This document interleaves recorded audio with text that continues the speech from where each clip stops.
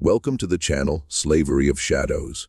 Before we dive in, be sure to hit that subscribe button so you never miss another dark and twisted crime story. Now, let's get into the truth behind today's case. No one could believe their eyes when the children first appeared. A man standing just 5'3", a woman reaching 60, and offspring who grew so tall, so impossibly powerful, that plantation owners traveled from 3 states away just to see them. But that's not the astonishing part. What's truly astonishing is what those children did once they finally understood what they really were. Once they realized that the very genes that made them prized also made them unstoppable. Once they uncovered the secret their mother had whispered to them every night since birth.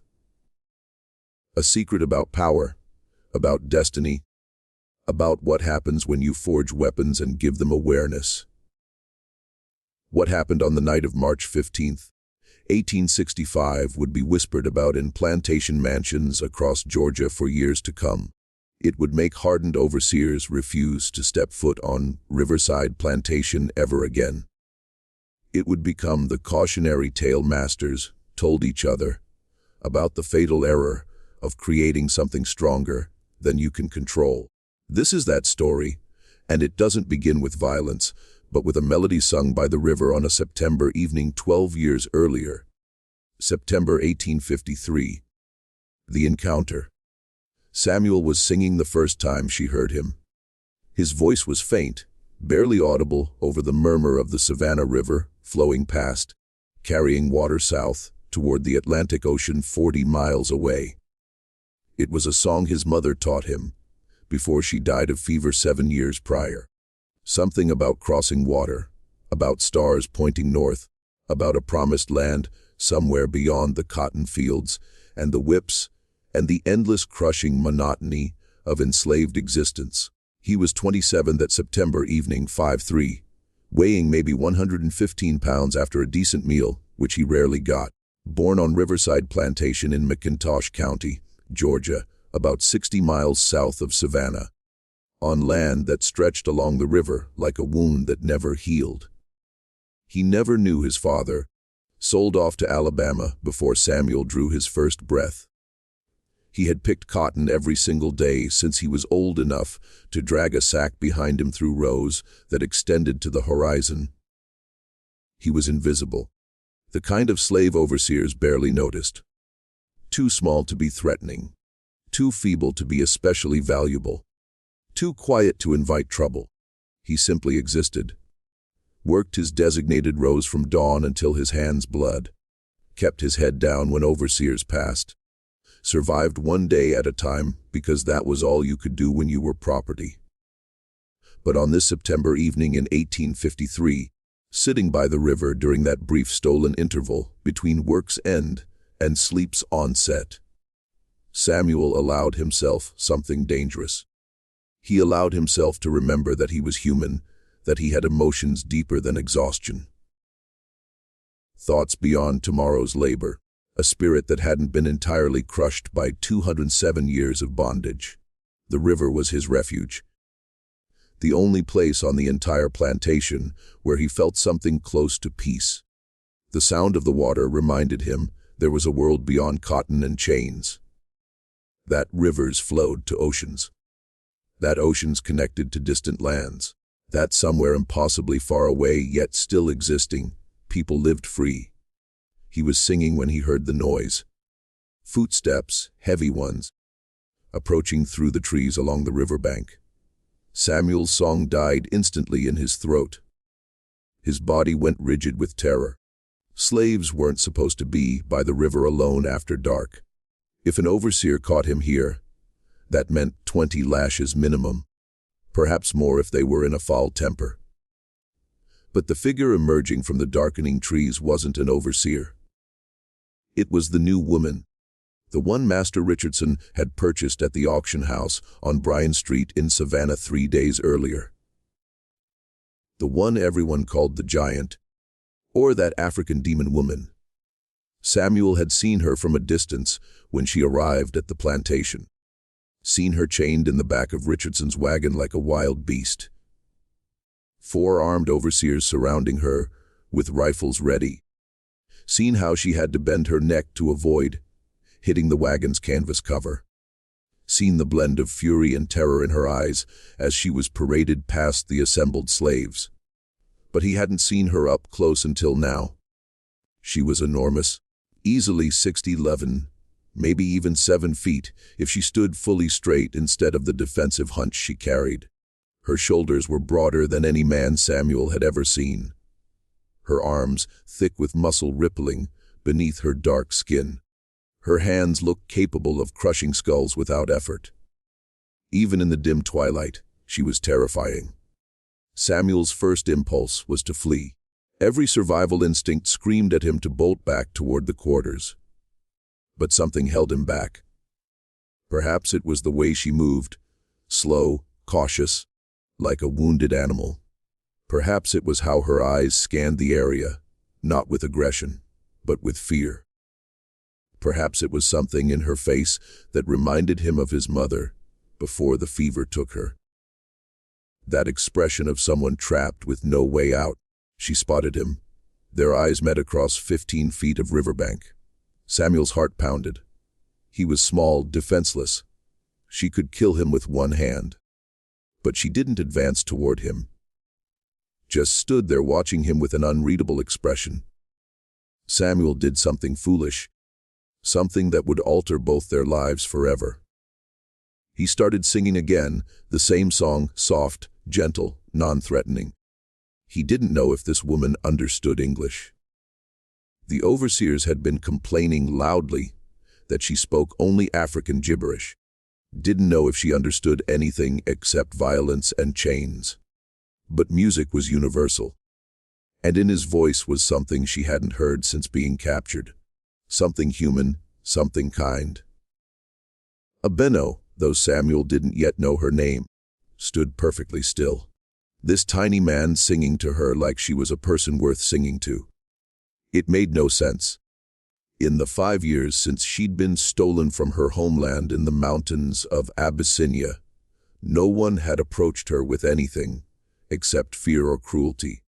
They beat her, chained her, worked her like an animal, called her monster.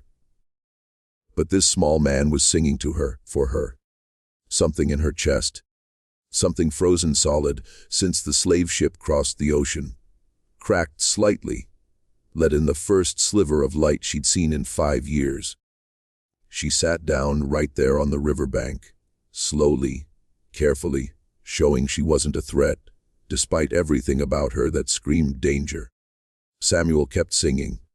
His voice shook slightly now. He was still terrified, but he continued, finished the song, started another. Old spirituals his mother taught him, songs enslaved people had been singing for generations. They sat there for 20 minutes. Him singing, her listening.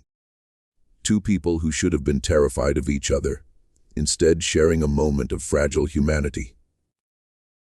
When Samuel finally stopped singing, he pointed to himself, Samuel, then pointed to her with a questioning look. She understood, pointed to herself. Abeno. Samuel nodded, tried to repeat it. Failed. She almost smiled. Then she stood. Samuel's heart jumped, but she didn't come closer.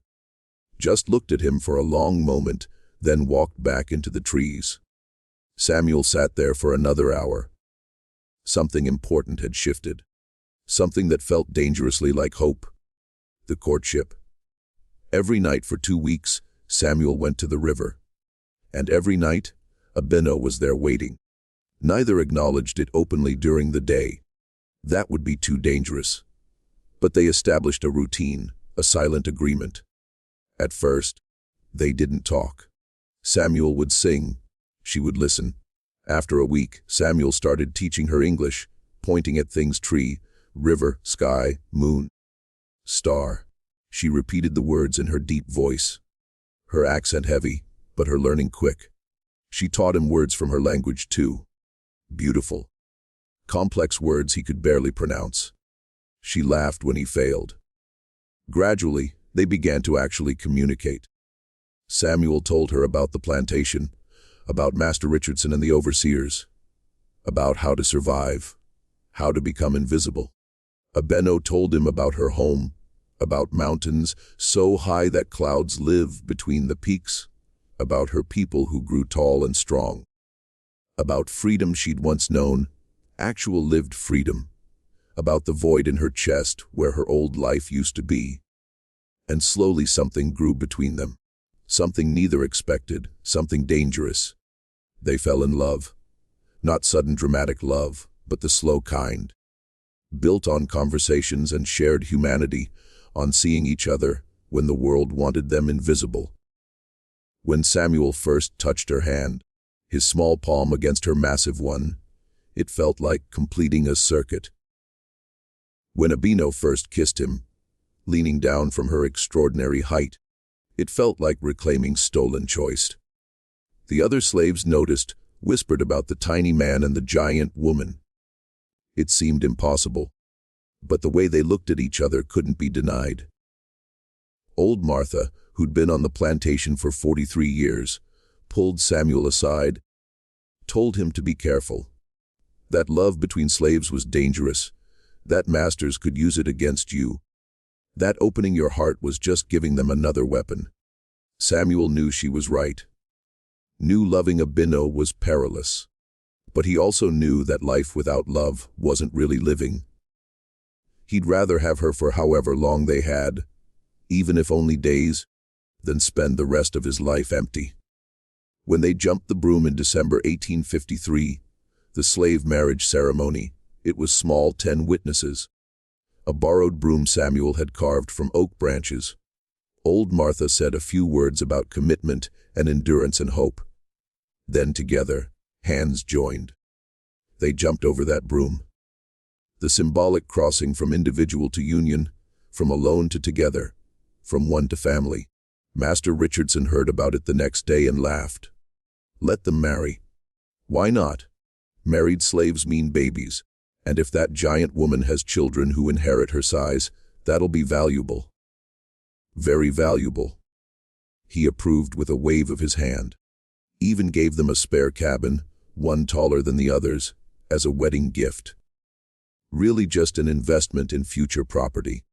He had no idea what he was actually allowing to happen. The children. Abeno became pregnant in the spring of 1854, about 4 months after their marriage.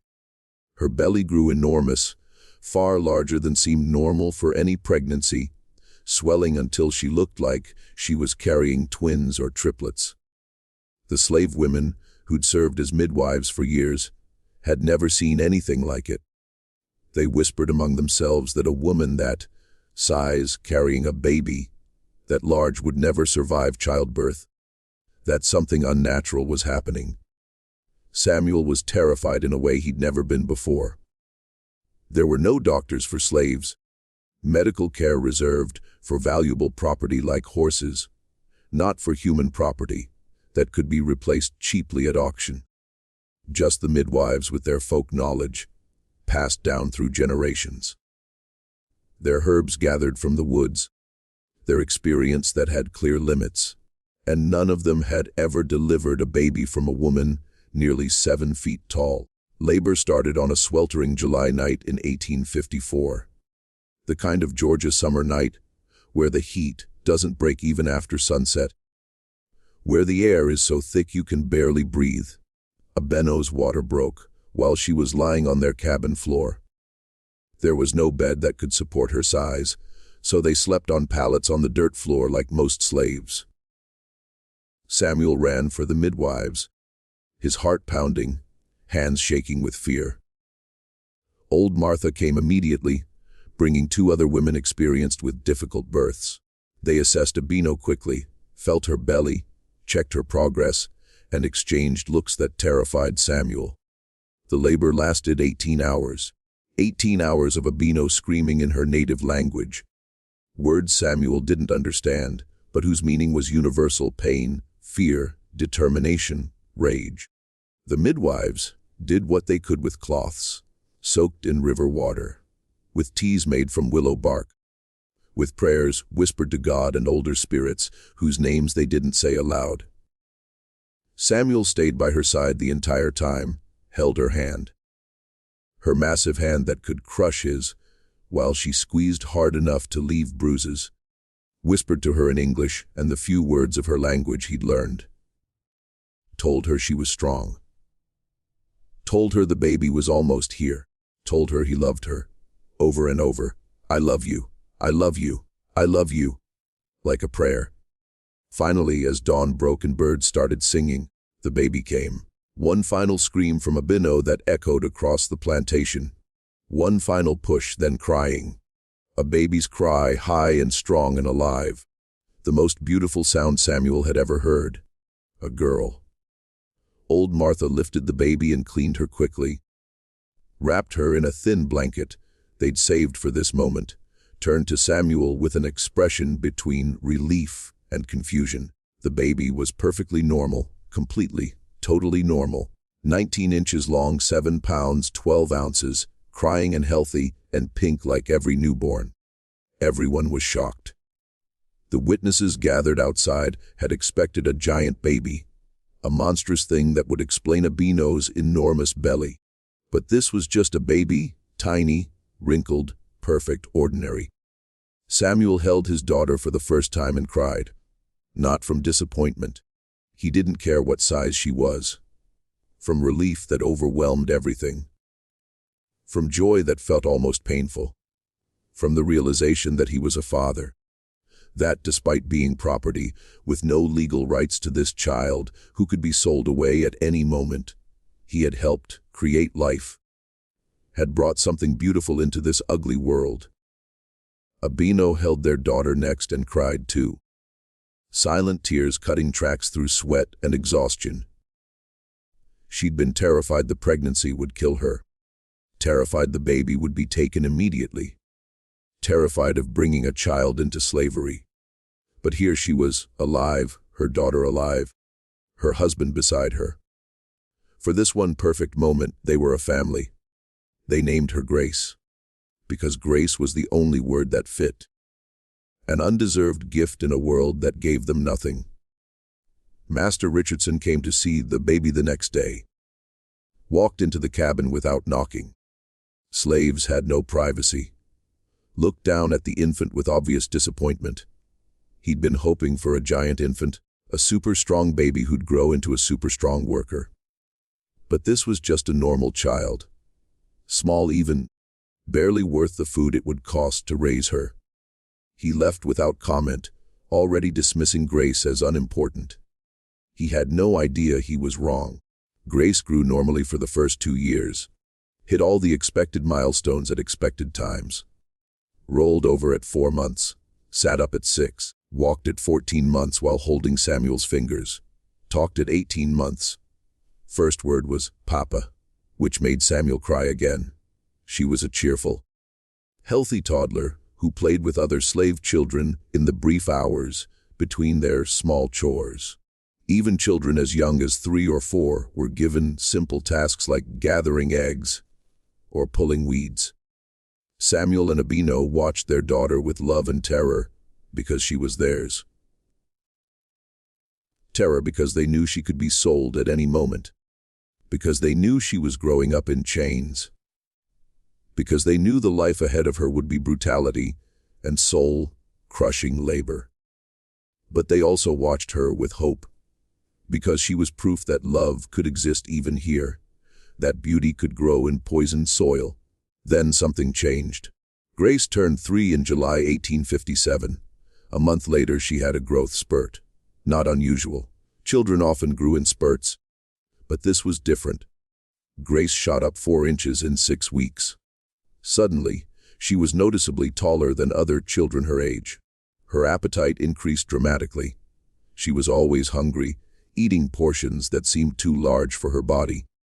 By her 4th birthday in 1858, Grace was the height of a typical 7-year-old, 48 inches tall when most 4-year-olds were around 38 inches.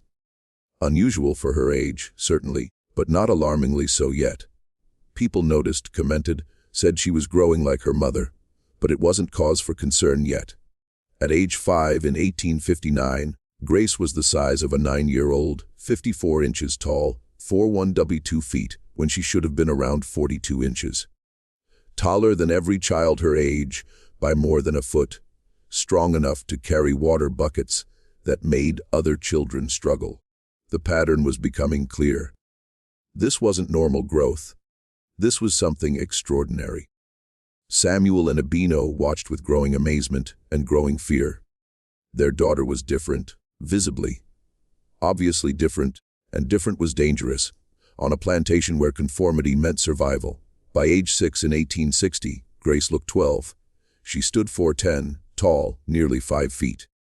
Other slave children were afraid of her now, not because she was mean. Grace was gentle and careful with her growing strength, but because she was different, wrong, somehow unnatural. Samuel and Abeno had difficult conversations with her, had to explain that she needed to be careful, needed to hide her strength, needed to pretend to be weaker than she was when overseers watched, needed to make herself small even though she was growing large. These were survival skills taught to a 6-year-old, lessons no child should need to learn. At 7 in 1861, Grace looked 14. At 8 in 1862, she stood 5'8", tall, taller than most grown women, taller than many men, taller at 8 than her father would ever be, and was regularly mistaken for an adult slave by overseers who didn't know her. The pattern was unmistakable. She wasn't just growing normally.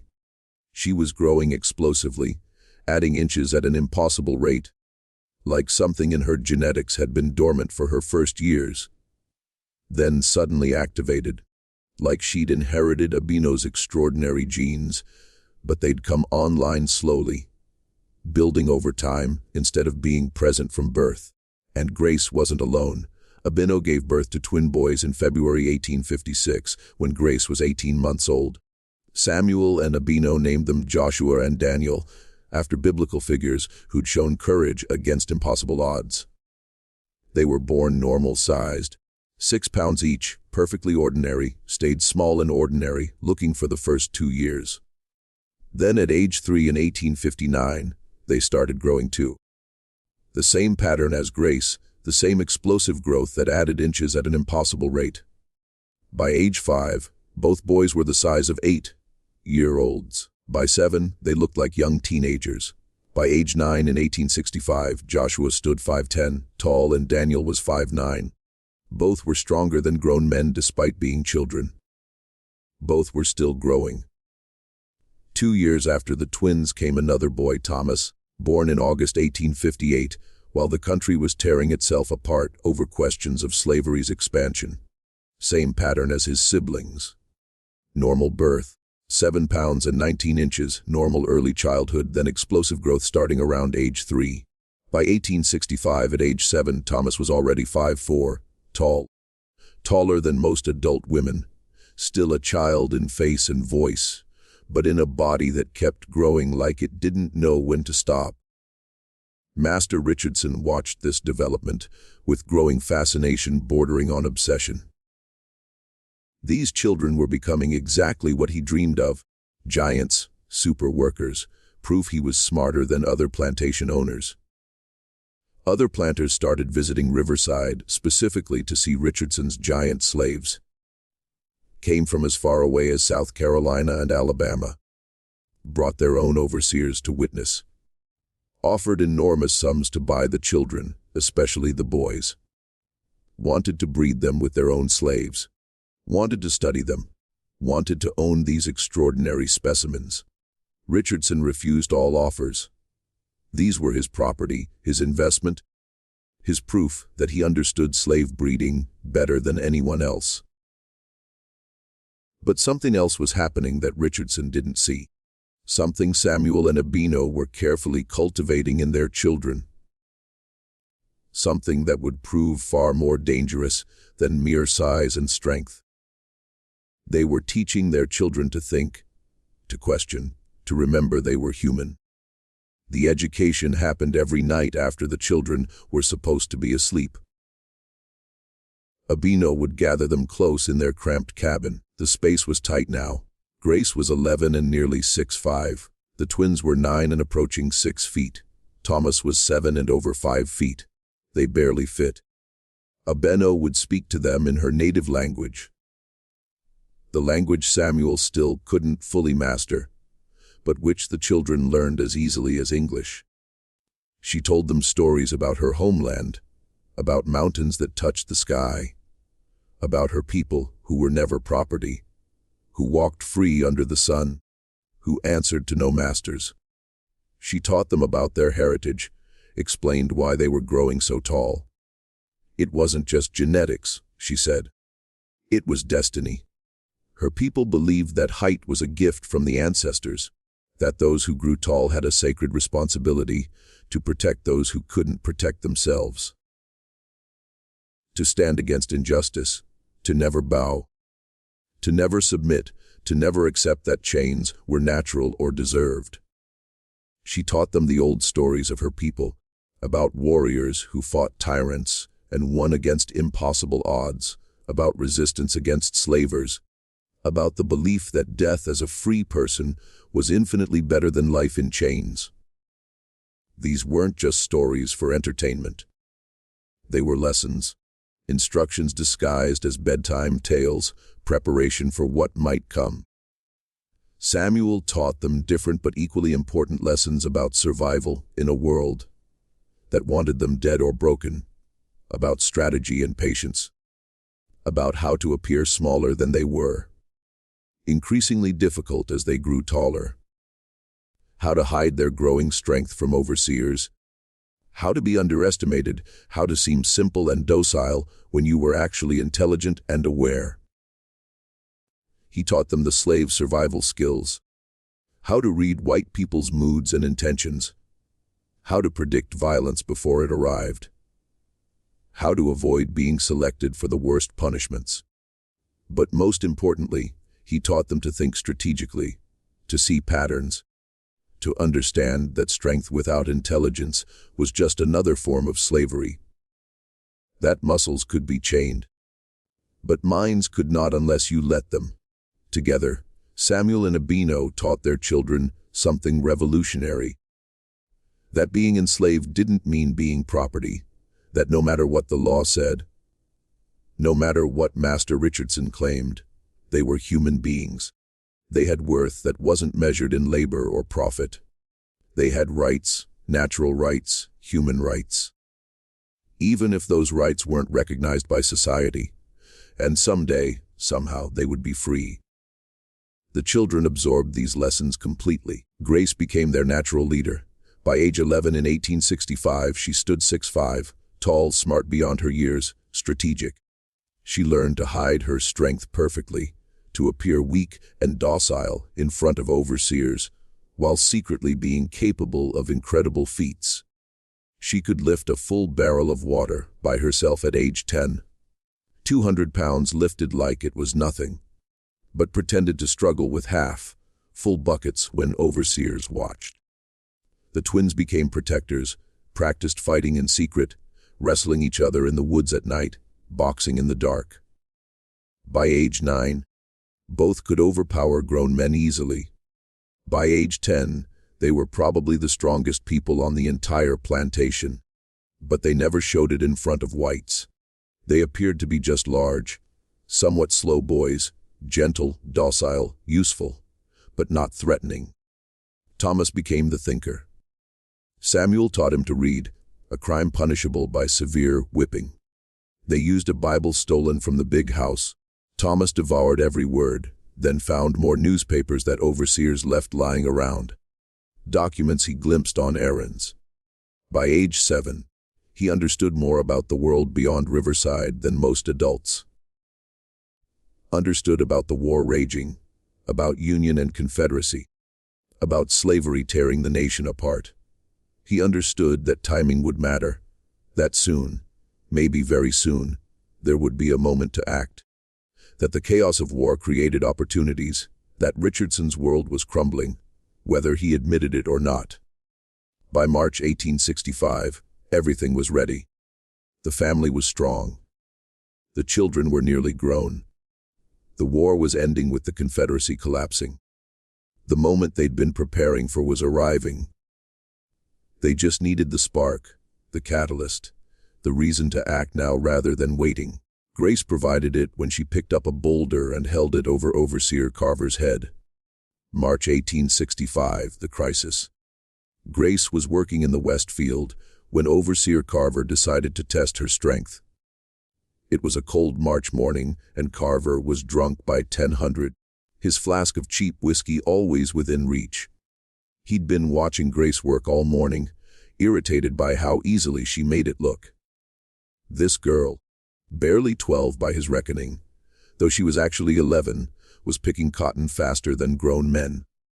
It annoyed him, made him want to prove she wasn't special, so he started making her lift increasingly heavy objects.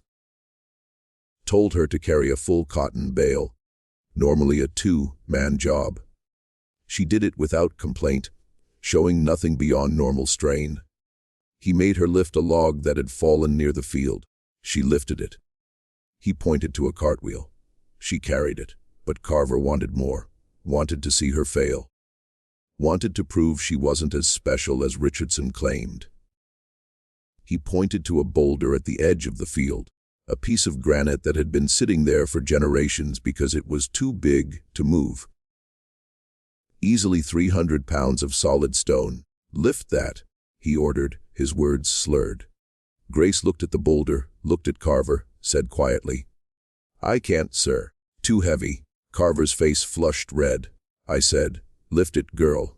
"I can't, sir," Grace repeated, keeping her eyes down. "Not strong enough." The whip came down across her shoulders without warning, cut through her thin dress and drew blood. Grace flinched, but didn't cry out. Carver hit her again. "Try harder." Grace moved to the boulder, put her hands on it, made a show of straining, of trying her hardest, of attempting to lift something supposedly beyond her capabilities. Carver hit her a third time. The whip cut deep. Blood ran down her back. Something in Grace's eyes changed. Samuel, working 30 yards away, saw it happen, recognized it immediately. The same look Abeno had before she attacked. The look of someone who'd been pushed past their limit, who'd made a decision that couldn't be unmade. Grace stood up, straightened to her full 6'6", looked down at Carver, who was 5'9", and drunk, and suddenly aware he might have made a terrible mistake. Then Grace picked up the boulder, not with effort, not with strain, easily, like it weighed nothing at all, lifted it above her head with both hands, held it there while Carver stared up at her, in sudden terrible understanding. She could kill him right now, just drop the boulder, and there was nothing he could do to stop her. For 5 seconds, Grace held that boulder above Carver's head, long enough for him to understand what powerlessness felt like, long enough for his drunk brain to sober up and realize he was about to die, long enough to feel what every slave felt every day, complete vulnerability to someone else's whim, long enough for him to piss himself, warm urine running down his leg. Then Grace set the boulder down gently, carefully, like placing a baby in a crib, turned her back on Carver, walked back to her cotton row, picked up her sack, and went back to work like nothing had happened. Carver actually ran back toward the big house, stumbling in his haste, still wet from pissing himself. The other slaves in the field had stopped working to watch. They'd seen what Grace did, seen her strength, seen her mercy, seen the choice she'd made not to kill him, even though she could have. Samuel's heart was pounding. This was it. This was the moment he'd been dreading for years. Grace had revealed herself. There would be consequences, severe consequences. Carver burst into Richardson's study, told him what happened. Words tumbling over each other in panic. How Grace had lifted a boulder that should have been impossible. How she'd held it over his head. How close he'd come to being killed. How that giant slave girl was dangerous, was a threat, had to be dealt with immediately. Richardson listened with growing fury. His face turned red, then purple. No slave threatened an overseer. This required punishment, severe public punishment to re-establish order. He ordered Grace whipped 50 lashes. Public tomorrow morning in front of all the slaves. A lesson about what happened when you showed defiance. That night, Samuel and Abeno held an emergency meeting in their cabin. Grace, the twins Thomas, and 6 trusted adult slaves crowded into the space. Everyone knew what 50 lashes meant. It was a death sentence. No child could survive that. Even Grace, with her size and strength, couldn't survive having her back flayed open by 50 strokes. They couldn't let it happen. But stopping it meant open rebellion, meant fighting back, meant violence against whites, meant almost certain death for everyone involved. The plantation had 8 overseers, all armed. Richardson kept multiple weapons in the big house. In a straight fight, even giant slaves couldn't win against guns. But they couldn't just let Grace die either. Couldn't stand by and watch while Richardson murdered her for the crime of being strong. Samuel looked around the cramped cabin at the faces he loved most in the world. At his daughter, who'd grown so tall and powerful, who sat with blood still seeping through her dress from Carver's whipping. At his twin sons, who were 9 years old and already capable of incredible violence. At Abeno, who'd never stopped being a warrior even after 11 years in chains. At the 6 other slaves, risking everything just by attending this meeting, and he realized something profound. They'd been preparing for this moment for 11 years. Every lesson, every story, every whispered conversation about freedom and dignity, it had all been leading here, to this moment, this choice. They couldn't wait any longer. Couldn't keep hiding and hoping. The moment had arrived, whether they were ready or not. Samuel spoke quietly to the assembled group, told them what he was thinking. It was insane. Probably suicidal, but possible. The plan was simple: don't wait for the whipping tomorrow. Strike first, tonight, while they still had surprise. Fire was the key. Start fires in 4 locations simultaneously: the cotton storage, the barn, the overseer quarters, the big house. Create chaos. In the confusion, overpower any armed men, take their weapons, fight whoever was left, then run, head north toward Union lines. Sherman's army was less than 100 miles away. If they could reach it, they'd be free. They'd probably die trying. But dying free was better than living in chains.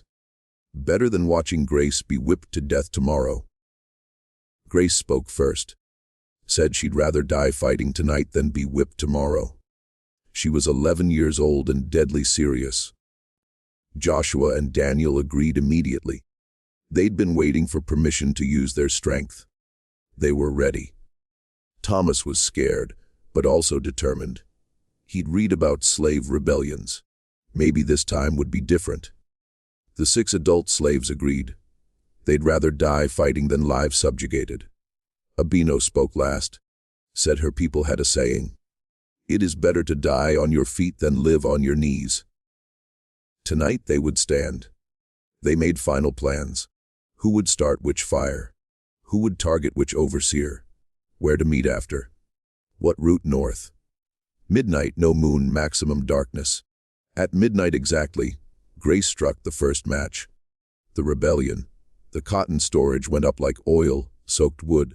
Flames shooting 15 feet high within seconds. Months of picked cotton, thousands of dollars worth, turning to ash and smoke. Grace watched for 3 heartbeats.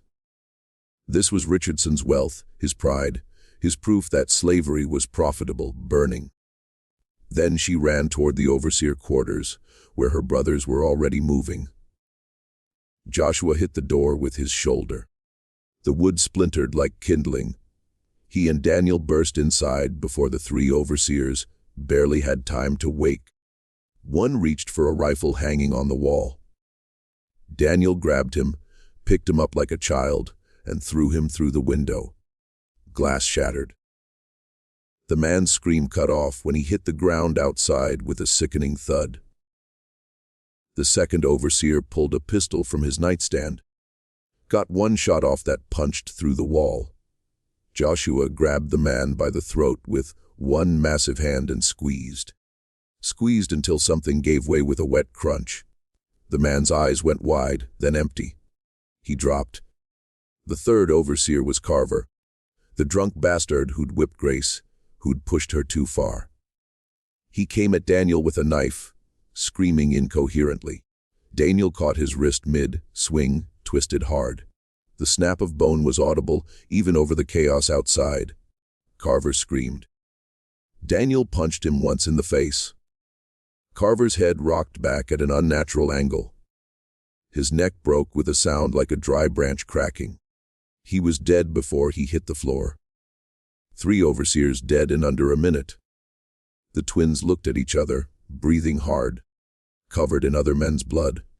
They felt nothing, no remorse, no guilt. These were the men who'd kept them in chains their entire lives, who'd whipped their mother and father and sister. This was justice long overdue. They grabbed the weapons, 3 rifles, 2 pistols, ammunition, and ran outside into chaos. The plantation was burning, multiple fires creating a hellscape of orange light and black smoke. People shouting, running, bells ringing as someone tried to raise the alarm. The remaining 5 overseers were scrambling, trying to organize a response, trying to understand what was happening. They'd never prepared for this possibility. Slaves didn't rebel. Slaves didn't fight back. That's what they believed.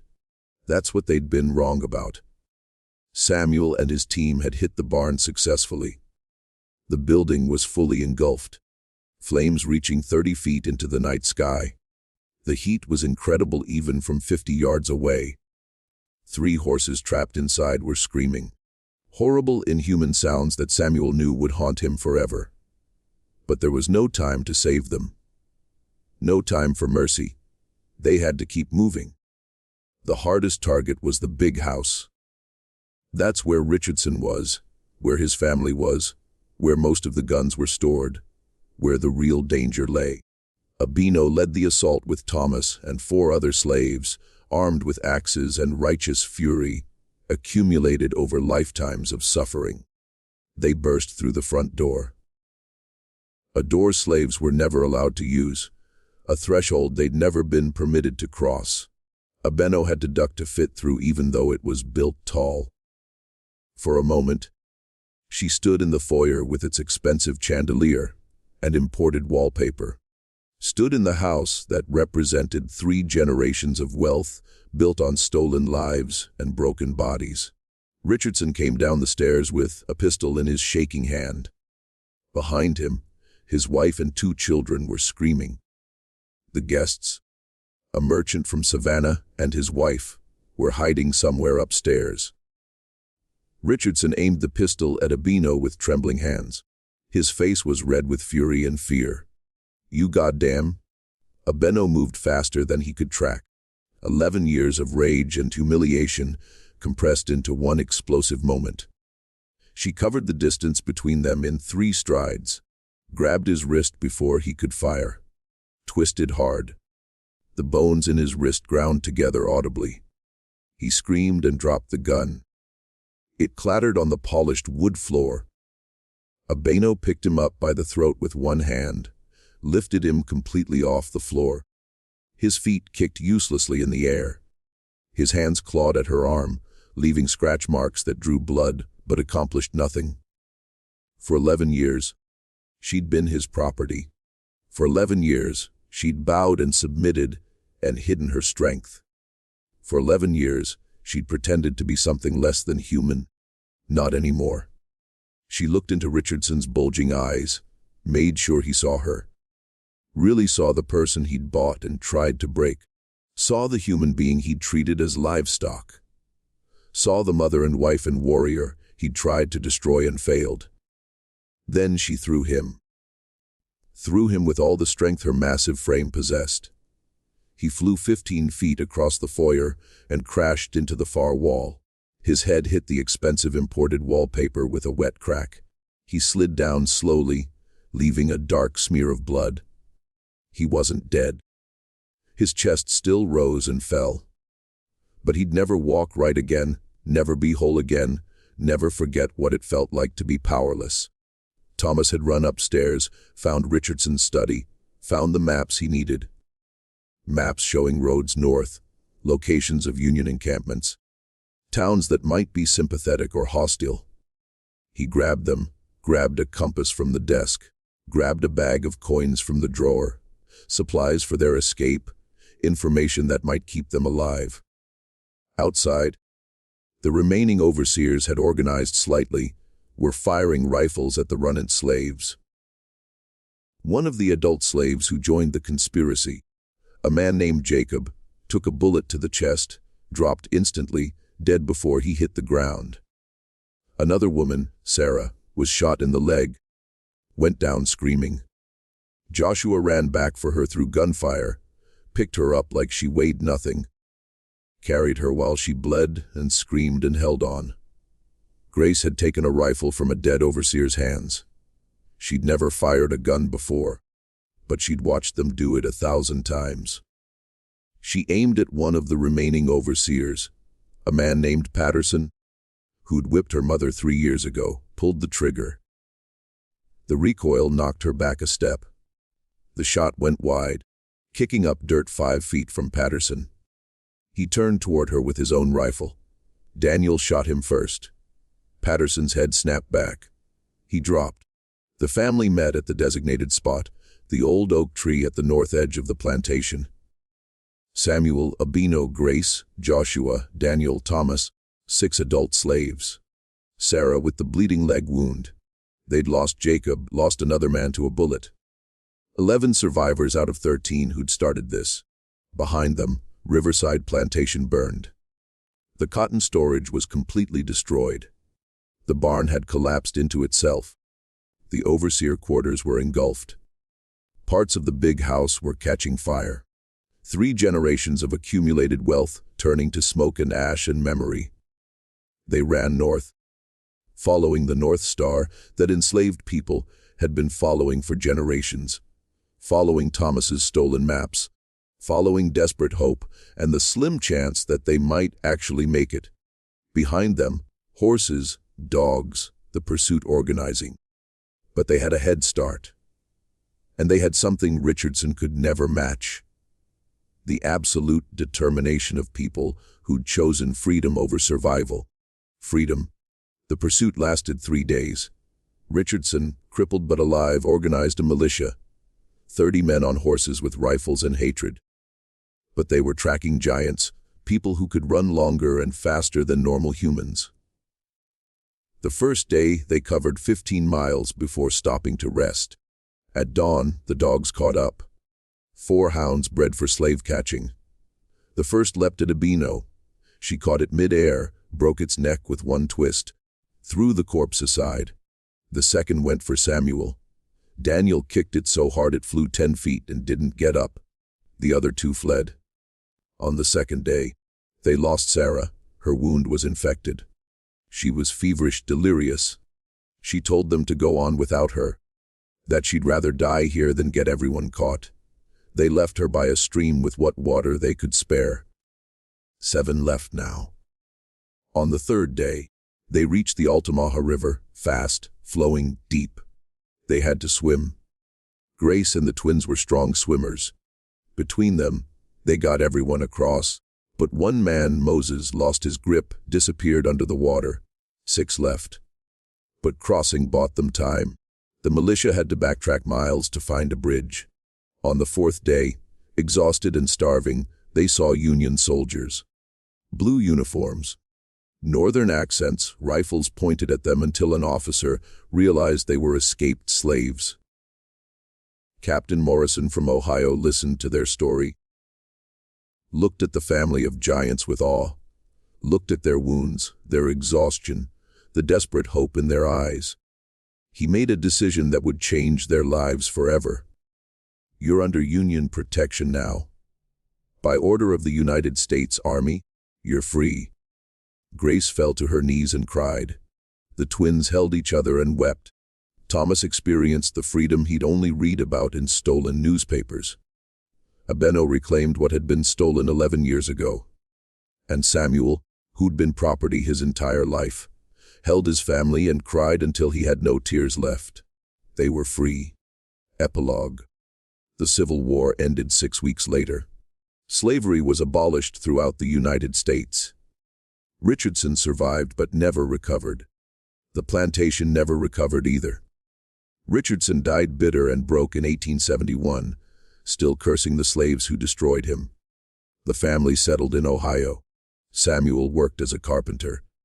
Abeno worked in a factory where her strength was valued. The children grew up free.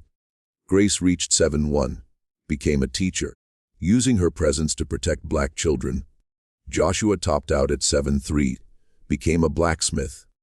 Daniel reached 7 feet, became a carpenter like his father. Thomas grew to 6'11", became a lawyer, using words to fight injustice. They all married, had children born free. Grandchildren who couldn't imagine their ancestors had been property. Every March 15th until they died, the family gathered, told the story again.